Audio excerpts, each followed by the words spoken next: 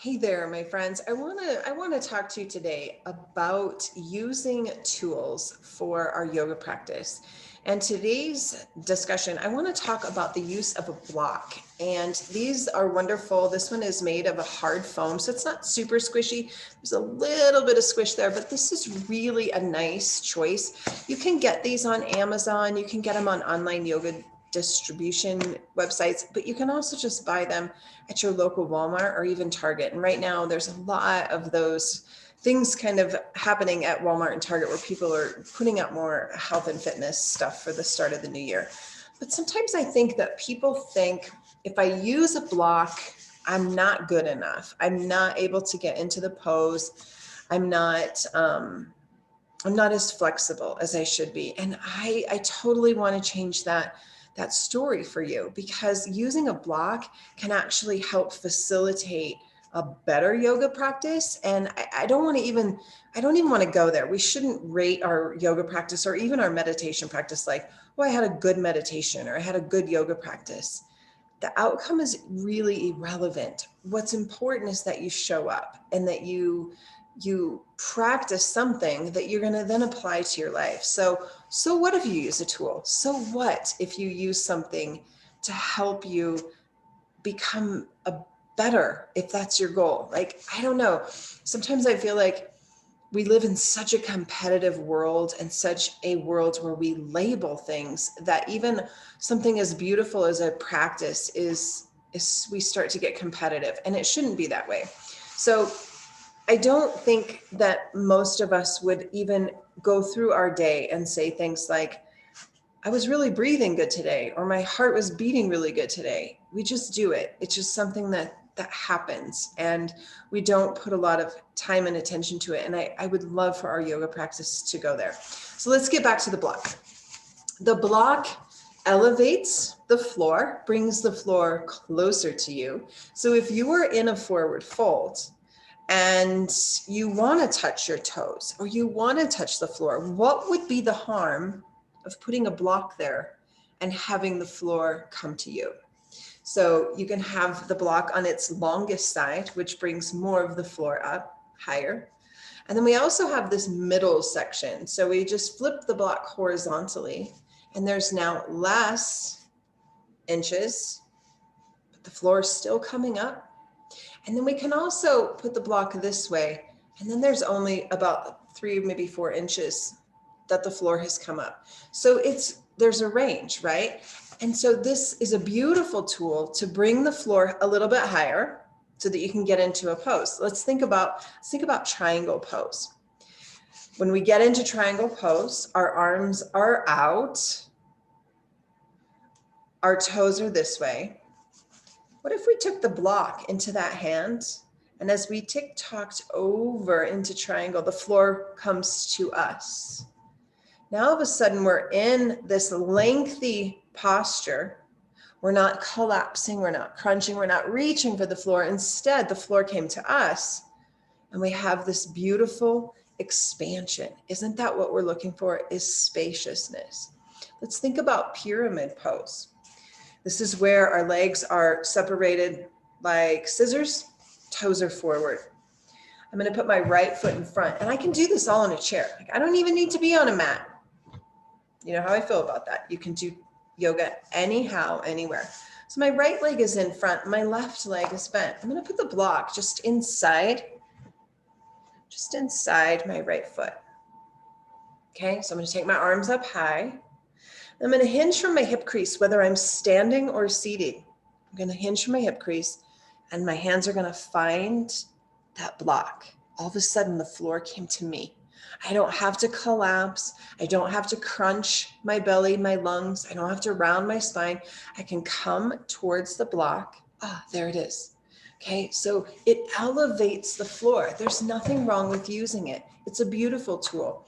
If you are familiar with the posture half moon, it's that standing leg, other leg is up in the air, arm is down. All of a sudden, I can't reach the floor, so I'm going to fall out of the balance.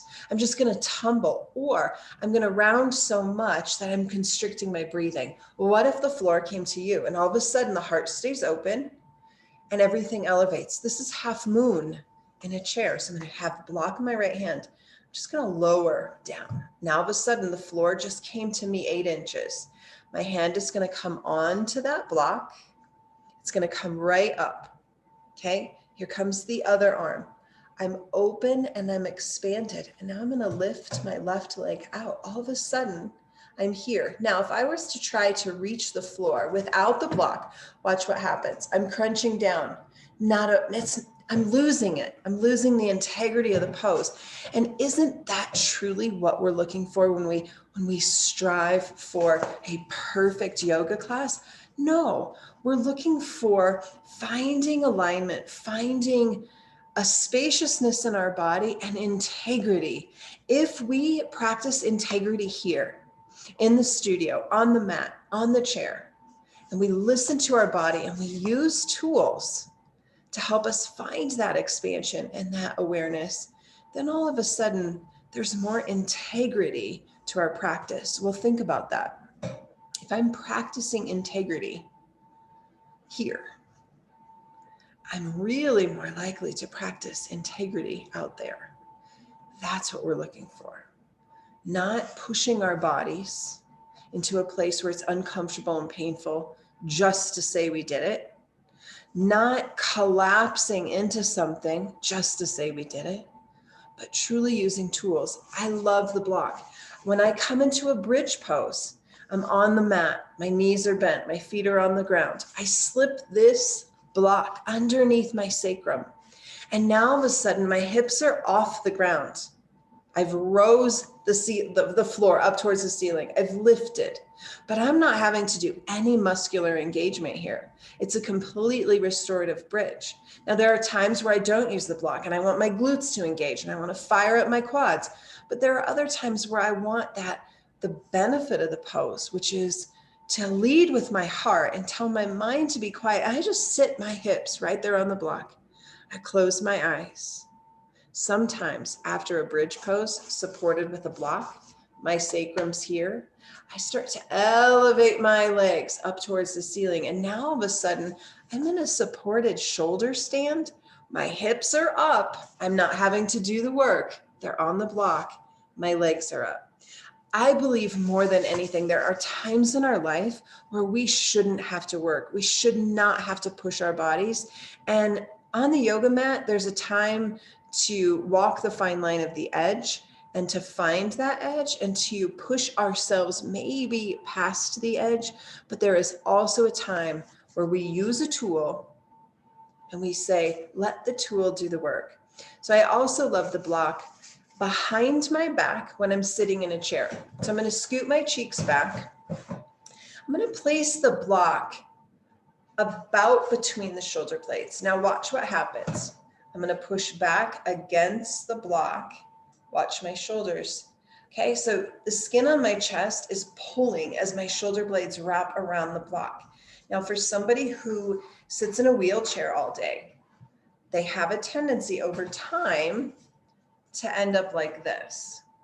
So a block slipped behind them or a rolled up blanket behind them, and then leaning back against the block, all of a sudden now my pectoral muscles are wrapping back, which makes my heart shine. So you can see if I sit like this, my posture is completely in line, alignment. I have integrity with sitting here. It's beautiful, yeah? So if I take the block out, I can still lean back against the chair, but I'm going to slump right there. It's just natural. It's what we do. So the block can also be used in a chair. If you have to attend to something, if you want to watch television, put a block behind you just for maybe 5-10 minutes and see how this opens up the chest. Breathing. That's what we want. We want openness. We want spaciousness. So don't be scared of the blocks. Don't think that if I'm having to use a block, I'm a beginner, I have to use a block because I'm not flexible. It's not about that. Blocks are our friends. I always practice with blocks. I like to put 2 blocks at the top of my mat so that when I come into a forward fold, the floor comes to me. My hands are firmly pressed down on the block And I shift the weight forward into my toes, and the space that I feel in the back of my legs and in my lower back is far greater than when I don't use a block. So play with it, try it. If you are local to Colorado Springs, you know my studio is closed. I have over there 30 blocks. If you want to try some, I can leave them on my porch. They will be cleaned and sanitized. I'll leave 2 on my porch for you. Come get them, practice with them, play with them. They're wonderful, wonderful tool. The last way that I love to use a block is I love to sit in that butterfly position. So my feet are sealed together, soles of my feet are sealed together. My knees are open wide. I put the block right on top of my feet and my forehead finds the block. I've elevated the floor, brought the floor to me, and now I can find that pressure point. After about 5 breaths, I can easily turn my block to the next level, forehead on the top. After about 5 or 6 breaths, I can turn it that last level. I can still have that contact point to quiet my mind. And eventually, maybe I can slip that block away and just let my head fall into my feet. It's just a tool. So feel free to use them, borrow them if you would like to try them. If you live local, I can leave them on my porch for you. And don't be afraid. They are an amazing tool for helping us to open the body and to find space and to be integrity. We want to find integrity in our postures. The worst thing you can do is to think, I have to touch the floor in triangle, and you collapse into it and you have absolutely no alignment. It's not the pose. And the goal is not to get there. The goal is to get there in integrity and to be in your body in a really good space, not to compete, not to look like the yoga journal, but to be you. So get some blocks, use the tools, and thanks for watching. And I will be talking about a strap as well and using the wall in coming up videos. See you soon.